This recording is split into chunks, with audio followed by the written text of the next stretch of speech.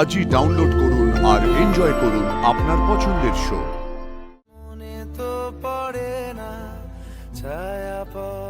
তুমি রূপ নও? নো। তাহলে তুমি কে? আমি কোথায়? আমি ডান। আমি কিন্তু আমার প্রশ্নের উত্তর পেলাম না। আপনি ঠিক বলছেন তো? আমার মেমোরি লস হওয়ার সুযোগ নিচ্ছেন না তো? আমাকে চিট করছেন না তো? শিওর? তুমি চলে গিয়েছিলে রূপ, তোমার এই ফিরে আসাটা অলৌকিক, অবিশ্বাস্য।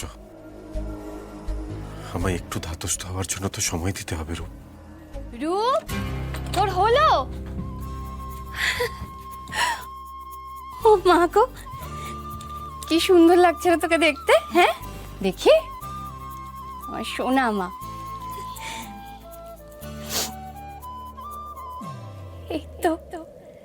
এই তো আমাদের রূপ।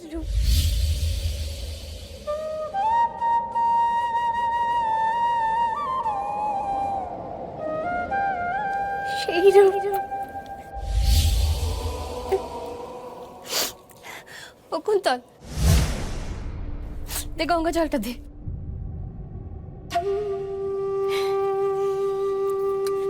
আয় দেখি মা, আয়।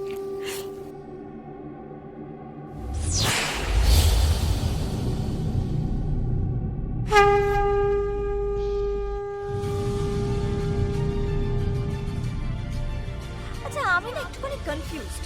মানে আপনারাই আমাকে বোঝাচ্ছেন যে আমি নাকি এই বাড়ির বউ, আর তাই যদি হয় তাহলে আপনি এত কেন হেসিটেট করছেন বলুন তো? আর কত কঠিন পরীক্ষার মধ্যে তুমি আমায় ফেলতে চলেছো প্রভু। আমি যে কেন অদ্বিতীয়ার সাথে স্বাভাবিক হতে পারছি না, তার কি উত্তর দেবো ওকে? আবার কোনো উত্তর না দিলেও তোর মনে প্রশ্ন উঠবে। ওর মনে যত প্রশ্ন উঠবে ওর বিপদ যে তত বাড়বে প্রভু। আমি কিচ্ছু বুঝতে পারছি না প্রভু, কিচ্ছু না। আমি কেটে যাচ্ছি।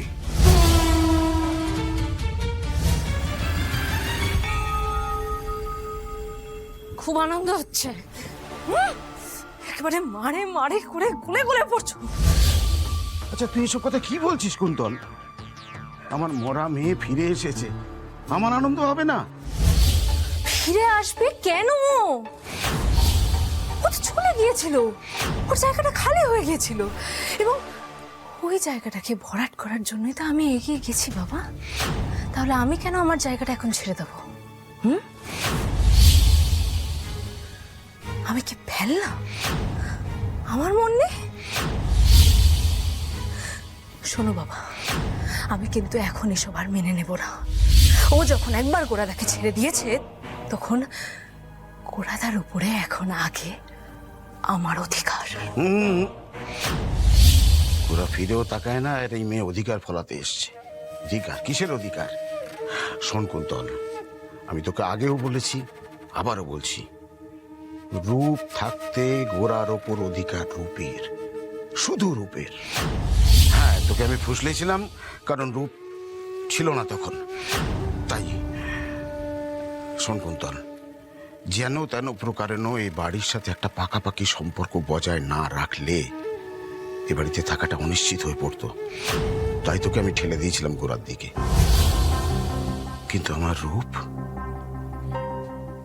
যখন আবার ফিরে এসেছে।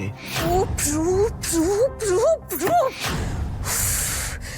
সত্যি করে বলো তো বাবা, বুকে হাত দিয়ে বলো, ওই মেয়েটার শুধু মুখের মিলটুকু বাদ দিয়ে দিদির সাথে আর কোনো মিল আছে?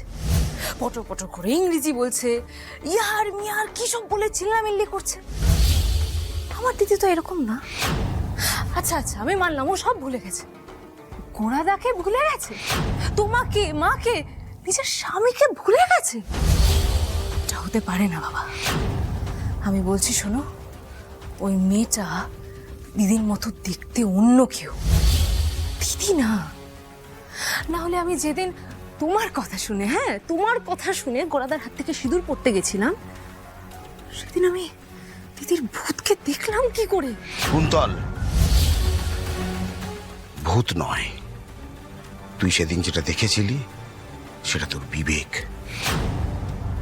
শোন মা, রূপ বেঁচে আছে, তাই স্বয়ং মহাপ্রভু তোকে সেদিন ওই পাপ কাজ করা থেকে আটকে দিয়েছেন।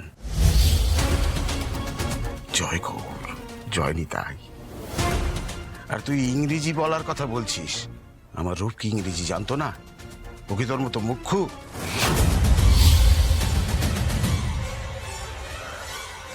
শোনো বাবা, আমি যখন সকালবেলা ওই মেয়েটাকে দেখেছিলাম না, আমিও মেনে নিয়েছিলাম যে দিদি ফিরে এসেছে। আমিও ভেবেছিলাম যে কোরা দেখে পাওয়ার আশাটা মনে হয় সারা জীবনের মতো চলে গেল। কিন্তু আমি যখন শুনলাম যে ওই মেয়েটা সব ভুলে গেছে, তখন আমি ভাবলাম যে আমি তাহলে আমার জায়গাটা ছেড়ে দেবো কেন? হ্যাঁ, তাহলে ও যখন সবকিছু শুরু থেকে শুরু করবে, তাহলে আমি আরও তো এখন একই জায়গায় দাঁড়িয়ে। বাবা, ওর আর গোরাধার যদি সম্পর্ক নতুন করে শুরু হতে পারে, তাহলে আমার আর গোরাধার সম্পর্ক কেন নয়? আমি কেন ভাগ্যের হাতে মার খাবো বাবা? কুন্তল, আমি আবারও বলছি, ফের কোনো রকম পায়তারা কষবি না, কিন্তু বিপদে পড়ে যাবি। বিপদের ভয় আমি আর করি না বাবা। ভাগ্যের সাথে লড়তে যখন নেমেছি, জিততে আমাকে হবেই। গোরাদার এত কাছে এসে আমি আর ওকে হারাতে পারবো না, কিছুতেই না। দরকার পড়লে আমি নিজে হাতে আমার পথের কাঁটাগুলোকে একেবারে উপড়ে ফেলে দেব। সে যেই হোক, আমি কিন্তু তার রেয়াত করব না। কুন্তল, কুন্তল শোন, কুন্তল।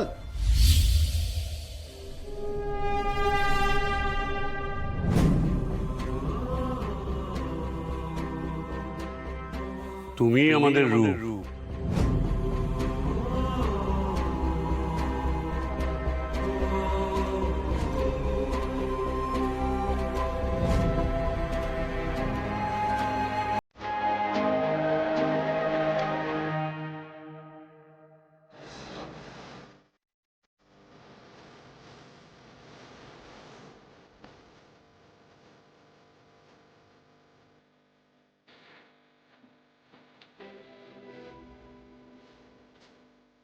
এগুলো এগুলো পুরনো ছবি। তোমার কিছু মনে নেই?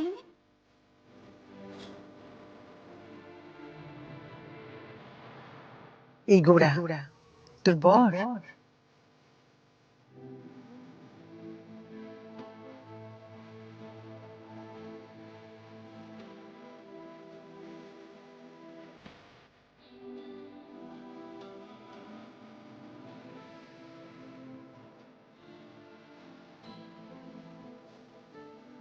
তুমি রূপ নও? নো। তাহলে তুমি কে?